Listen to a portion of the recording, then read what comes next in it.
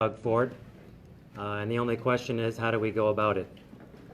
So Alex Grant is going to be giving us all a presentation on how we can do just that. But before I turn it over to Alex, I just want to share with you all that, I think the cuts that Ford has already implemented have touched many of us in some way, some of us in more than one way. I'm a transit worker. I work for the TTC. Ford is planning to, of course, upload the subway to the province. I work in subway maintenance, and so my livelihood is personally under threat. The latest I've heard is that tenders for contracting out could potentially go out to the private sector as early as January of 2020 under the control of Metrolinx. And we've heard, that they could be parceling up, sections of the entire subway system, including stations and track maintenance. And so there really is no length that Ford is seemingly not willing to go to benefit his private sector cronies. Now, I want to also mention that this tonight is a joint event organized by Labour Fightback as well as the Socialist Fightback Club at the University of Toronto. If you'd like to get involved after you hear what we all have to say tonight, I definitely encourage you to do so. Myself, Jahan sitting up here, as well as Jenny, do a lot of the organizing for Labour Fightback. And then Jeremy, Jess, are you guys in the room? Maybe you can stand up. Jess is out there at the table. She does it, and there's Jeremy. Helps out a lot with the U of T work, so feel free to approach them after the event to get involved. And so before I hand it over to Alex, I'll just give a brief introduction. Alex Grant is the editor of Fightback and Marxist.ca. And in addition to that, when Alex was a young man, not to say that he's not still a young man, he led a strike at the University of British Columbia. In 2003, he was the leader of the TAs union at UBC, and he led a strike which successfully defied back-to-work legislation and played a part in leading to a much larger strike wave of much larger unions, which also proceeded to defy back-to-work legislation against a very reactionary premier, Gordon Campbell, similar to the situation we face today. So Alex has, rich experience, personal experience, and then in addition to sort of the Marxist theory that underpins a lot of the ideas that you'll hear tonight. So with no further ado, I'll pass it over to Alex.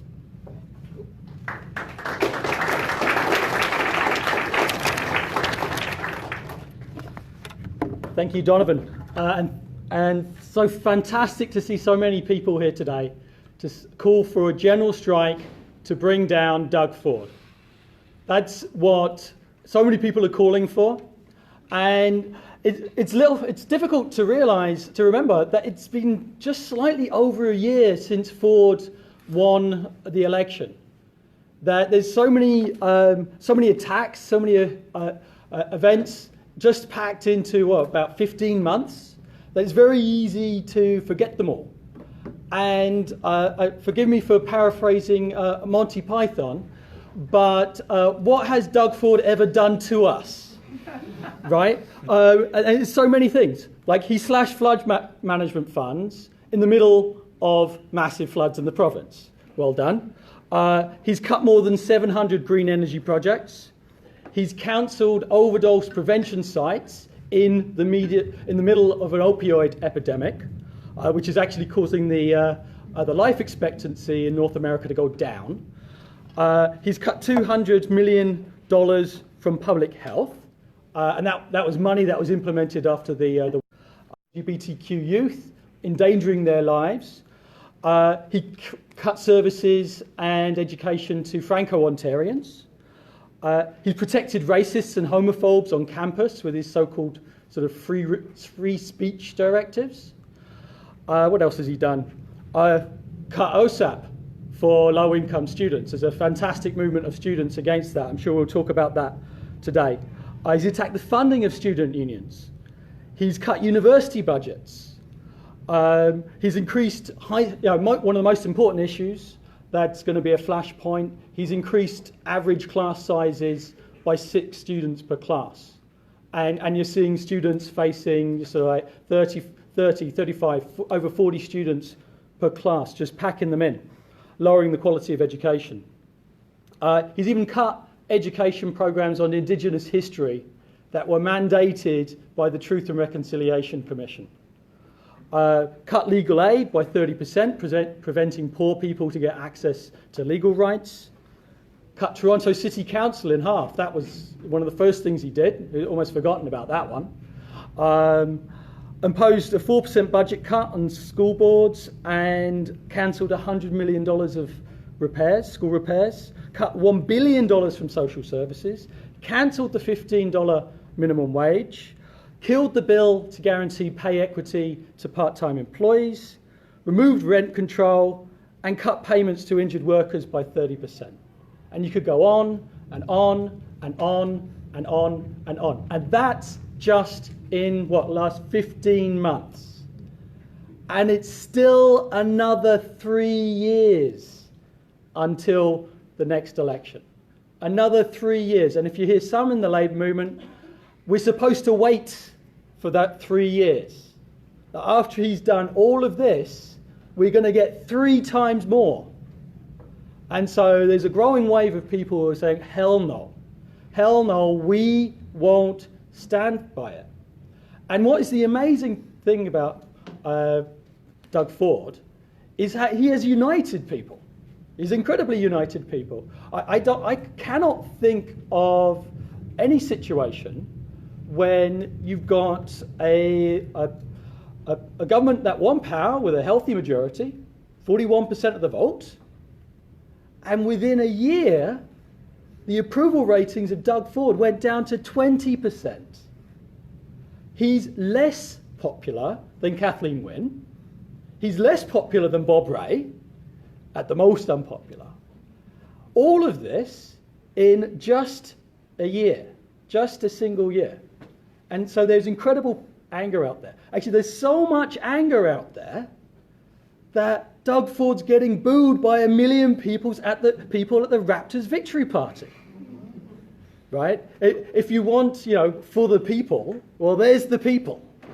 There's the people saying what they think of this government. Because people were lied to.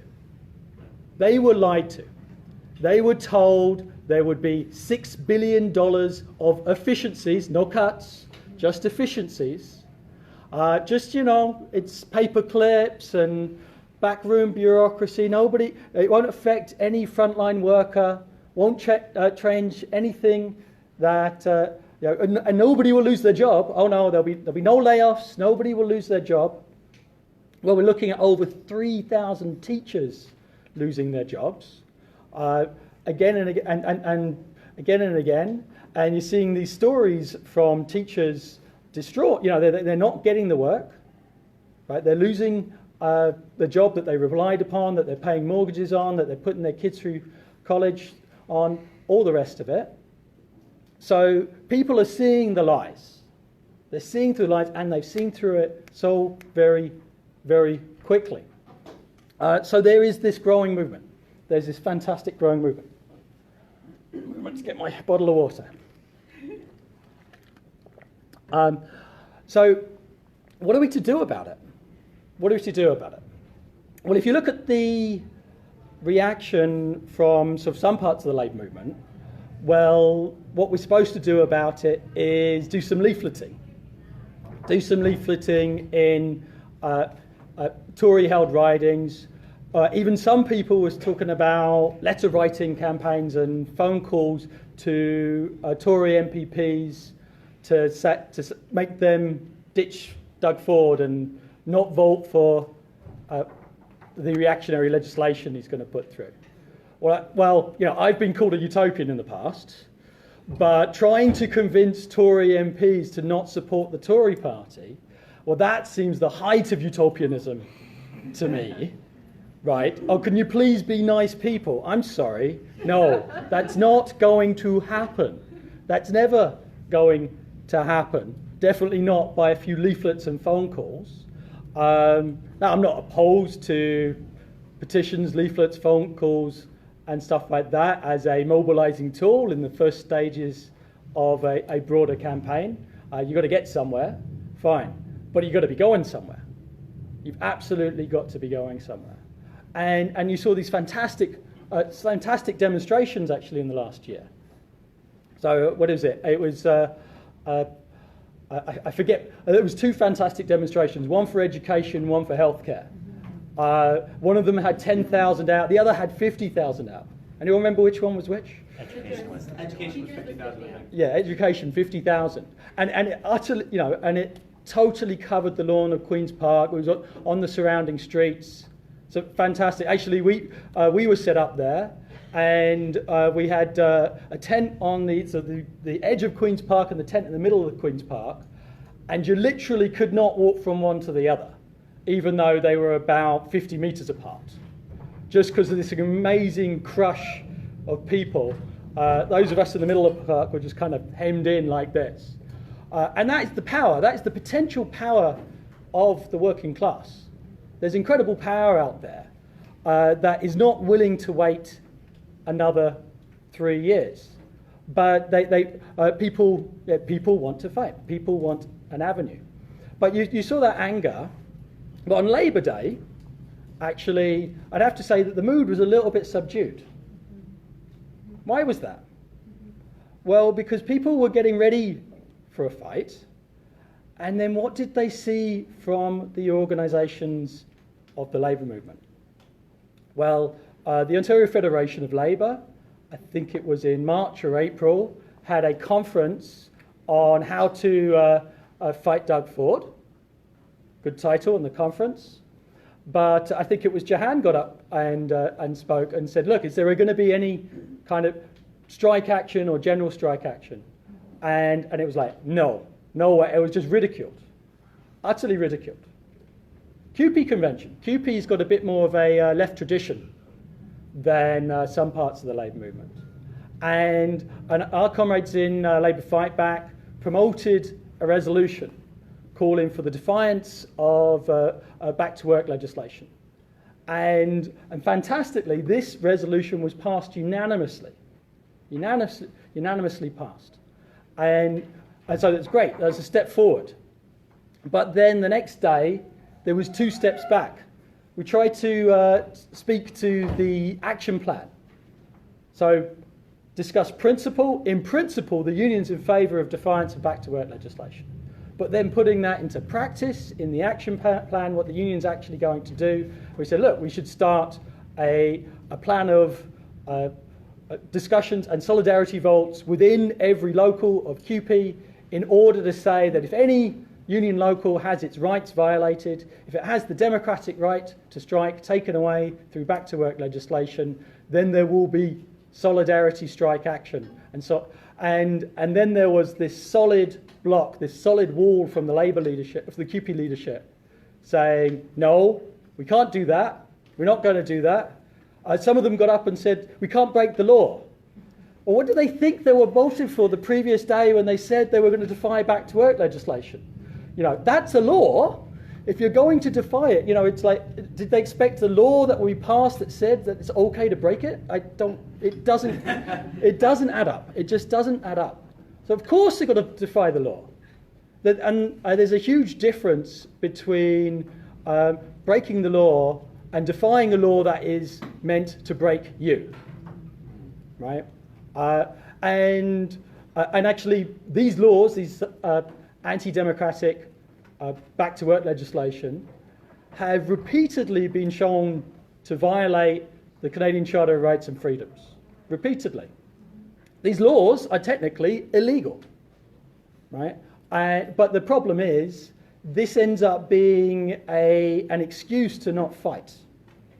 Because, all right, back-to-work legislation is put through, or violation of collective bargaining rights is put through, but then the union leaderships then say, oh, we will appeal this to the Supreme Court.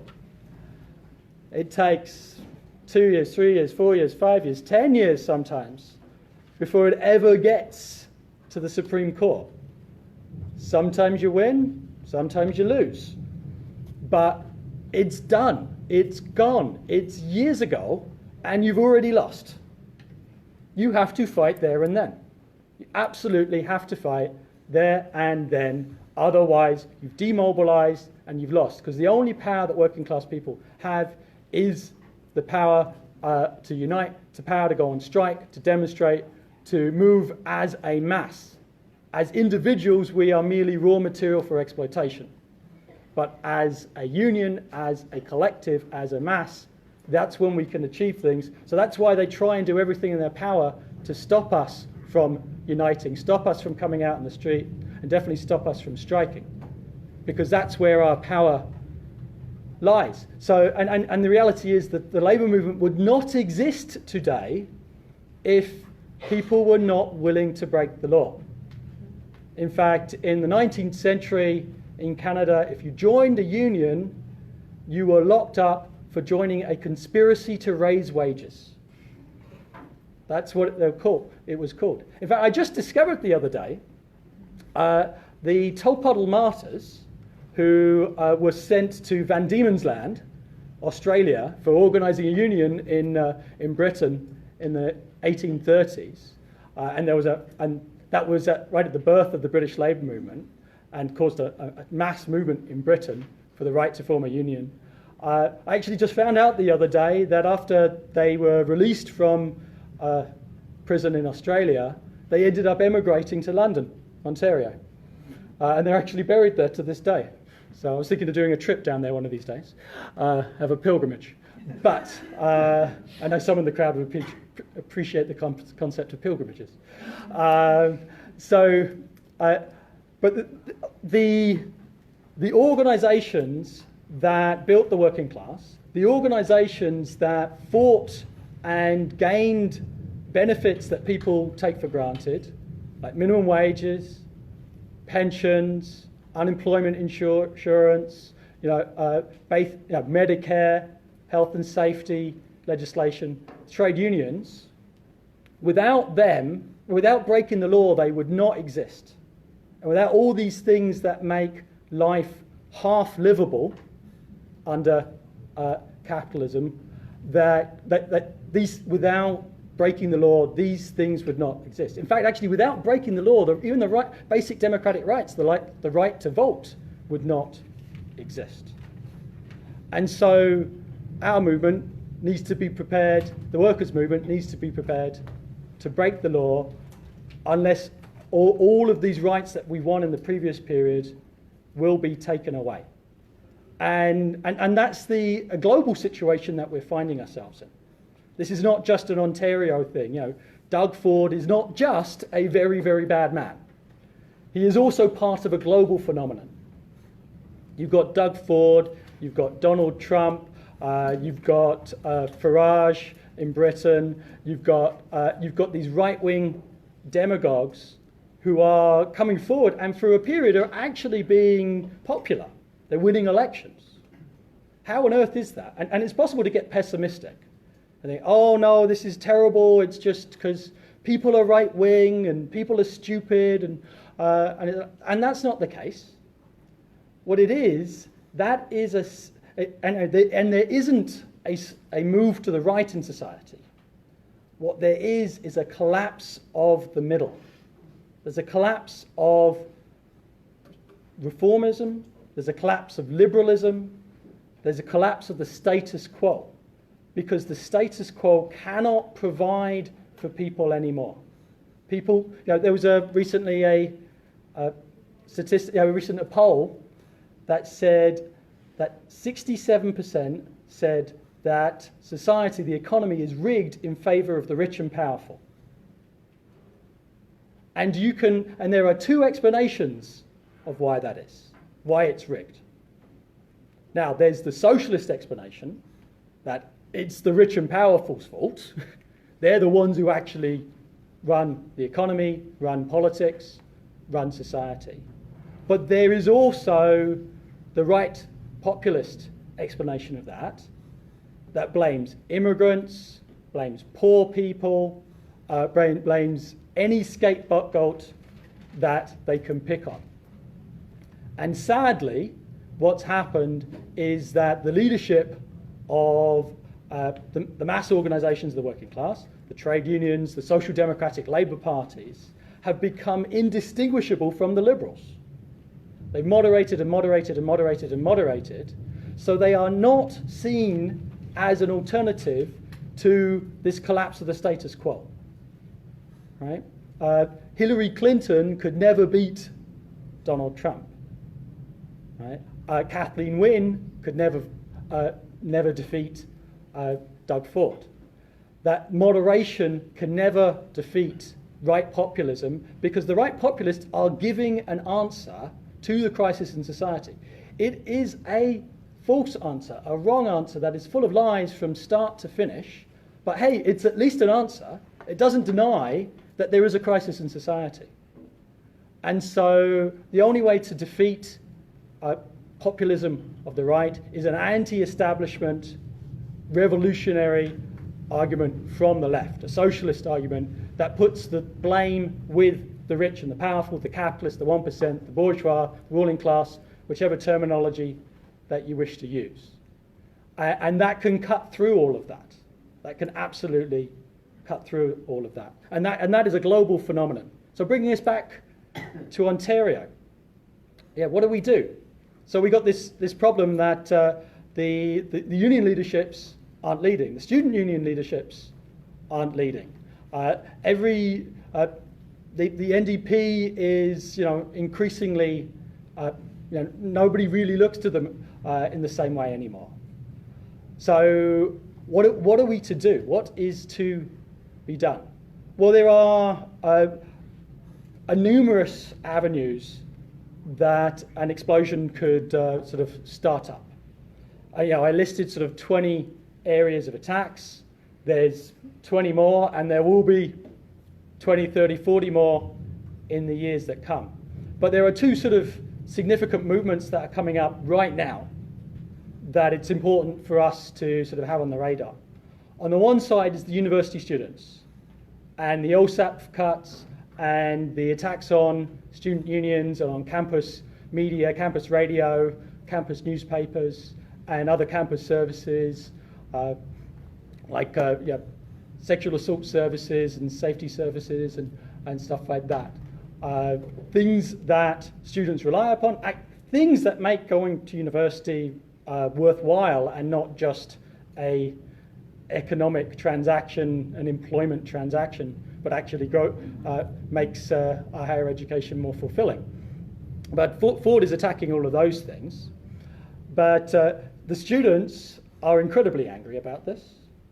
In fact, there's been stories of students having to work, second jobs, third jobs, just to stay in school, or take a year out or 2 years out, or a whole number of students just never going to come back. Right? Students are desperate. This is thousands of dollars out of their pockets that was, again, never a part of the election campaign. But you can say, Doug Ford is incredibly unpopular because he lied to the people, but it was a calculation. If he hadn't have lied to the people, he probably would have lost the election. Andrea Horwath would probably be Premier right now, and we'd be criticising her for different things. But it'd be a different ballgame. But the students are incredibly angry. But unfortunately, the Canadian Federation of Student Leadership is functionally taking a position of wait until the 2022 election, the same failed position as the Ontario Federation of Labour. Wait to the 22 election. But working class people cannot wait. Students and young people cannot wait. And so Socialist Fightback Students, the student organisation we're a part of, has started off an initiative at Ryerson University, where we've got a certain base, to organise a general assembly in a couple of weeks' time towards a student strike. And we've already spoken to thousands of students in just the first 2 weeks of term. And and the students tell me you can split the students at Ryerson into 2 camps. It's the yes, you're absolutely right camp, and it's the yes, you're absolutely right, and I want to join and do something about it. So it's a passive support and an active support. There's nobody who opposes the concept of a student strike. Everybody wants to get involved, but it takes an organisation, and the official organisations aren't actually doing anything at the moment. But if there's a significant enough mass movement of students, we can force them to act and force them to come on board. Because and Ryerson is not unique. This could happen at any campus. So that's one part of the struggle, is the student struggle. And so watch Ryerson, watch other campuses. York too, there's a possibility of a movement there. And then if that takes off, it becomes a positive example to the rest of the movement. You know, student strikes lead to workers' strikes. This is what happened in Quebec in 2012, where the Quebec student strike led to mass demonstrations of sort of 400,000 people, and led to put the government in crisis. There was an election, and the government fell on the basis of that. So it is possible, and there was the casseroles movements. So working class neighbourhoods, banging pots and pans. I was there at the time, in the middle of the casseroles. It was fantastic because the symbol was the red square. I think some of the student comrades are wearing red squares right now, bringing back that tradition. But because of the red square, I was going around working class neighbourhoods in Montreal, and there was red sheets, red flags hanging from the balconies. It was practically revolutionary. So that's the potential that is there. The other key issue is the class size hikes. Nobody supports this. Nobody in the entire province supports the class size hikes. And actually, when the former education minister tried to defend these class size hikes from cramming in an extra 6 students into every class, she said, "Oh, this will make the students more resilient." It's like, well, why don't you increase class sizes to 40, 50, 60, 80? That'll make them super students. Why don't you add in beatings? That'll make them really resilient. Come on. And surprisingly, she lost her job after that. She was even made, it was too much for Doug Ford, and she got shuffled conveniently to the back of the room. So the teachers and the school support workers, the janitorial staff, they're in negotiations right now. They're taking strike votes right now. And unlike previous strikes, where sometimes the government has successfully set the parents against the teachers or the support staff, well, my kid's in the school system, and I talk to the parents. My kid's got friends. I talk to his parents. They're not left-wing at all, but they're all saying, if the teachers are going to go on strike over to stop the class size hikes, they'll support it. Absolutely. So you've got the possibility of school strikes, incredibly popular over the issue of class size. But what's going to happen? Oh, and also you've seen these fantastic movements of high schoolers. Over 100,000 high schoolers walked out spontaneously against class size hikes. Fantastic. Absolutely fantastic. It shows the potential of the youth. You've also had the high schoolers go out over the climate, over climate change. I think there's going to be a climate strike on September 27th. Yes. So these movements are coming together. These movements are totally coming together, and young people don't have that old conservatism. In fact, it's been a decade, more than a decade, since the Great Recession, the last big financial crisis. So that the high schoolers and the young university students have no adult memory of anything except capitalist austerity and crisis. This idea of moderation and reform and things get slowly better year after year after year, that's a fantasy land for teenagers, right? That's like, what are you talking about? Things just get worse. People just get poorer. That's the facts of life for young people. That's their material existence. And we're actually on the verge of a new global recession, with the next, 6, 12, 24 months. Don't know exactly when, but it's going to be soon. For all we know, it might actually be happening already, and we haven't got the statistics yet. So this is the revolutionary potential and the lack of conservatism of the new young generation. But the teachers movement and the school support staff movement is coming to a head, together with the high school students who are struggling for their own issues. But we've seen the story before. What's going to happen? There's going to be back to work legislation. It's going to be back to work legislation. Harper even put through back to work legislation even before workers even went on strike. So I wouldn't be surprised if Doug Ford does the same thing. And that's when it comes back to the labour movement. That's when it comes back to the labour movement. What are you going to do? Right? Are you going to defy? Are you going to build a solidarity movement? Or are you going to capitulate and beg? Because you know it's happening. You know it's coming. You know it's happening. So you need to prepare now. But there's this brick wall at the top of the workers' organisations. And that's why we absolutely need to demand new leadership. And that's what Labour Fightback is fighting for, new leadership within the mass organisations of the working class, especially the trade unions. Now, there might be some amongst us who think, well, why are we even bothering with the trade unions? Why even bother? If they're if they don't do anything, and why even bother? Well, the reality is we've got a packed room here today. It's really good, and people are interested. Thousands of people are interested in what we've got to say, but small socialist groups are not in a position to move millions of people, whereas the trade unions have thousands of full-time paid organisers, millions and millions of dollars in strike funds, in mobilisation funds. They have the power.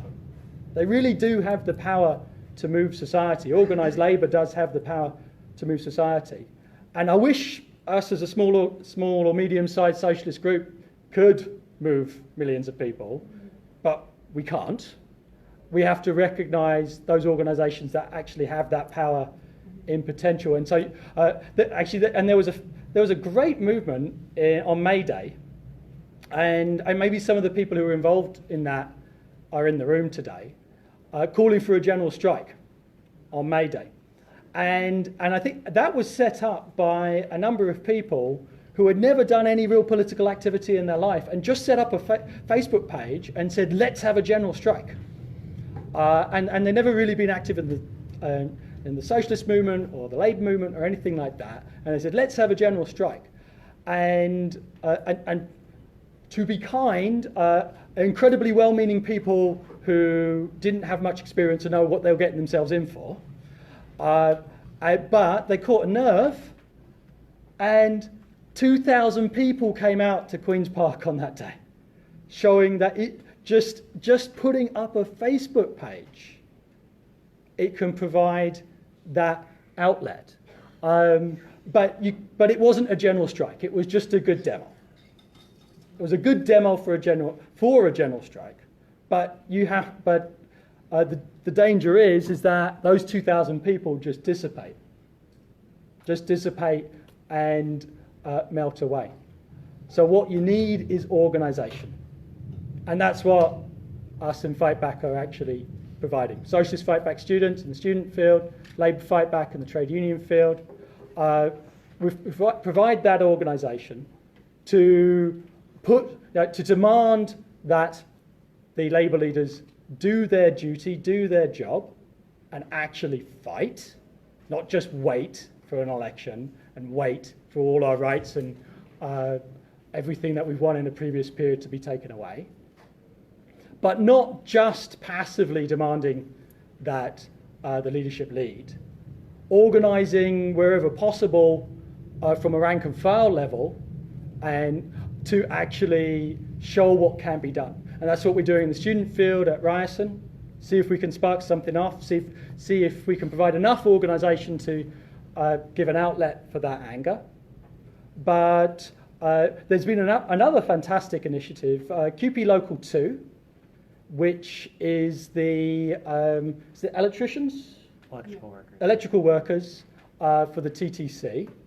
So approximately 600 workers and a revolutionary activist, not a member of our organisation, but someone we work with, put forward a resolution to call for mass strikes to bring down Ford and free public transit.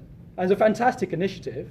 And now that is being taken around a number of different union locals and labour councils, and locals are signing up. And so those are the kind of bottom-up movements that can build momentum, organise partial action, organise demonstrations, conferences, to popularise and organise, and in a way that is not dependent on the union tops. But we can't just ignore the official leadership of the trade unions. We must demand that they do their job, but if they don't, the rank and file organisations will do what they can do. But we can't be adventurous and try to, leap over the head of the organisations that exist. We have to fight where we are on the terrain that exists today. So there's incredible potential there. There is incredible potential there. Like when the teachers' movement comes up, who knows what's going to happen when they are legislated back to work. There could be an explosive movement. Or they could be sold out by their leadership. That could happen. Who knows what's going to happen with the students?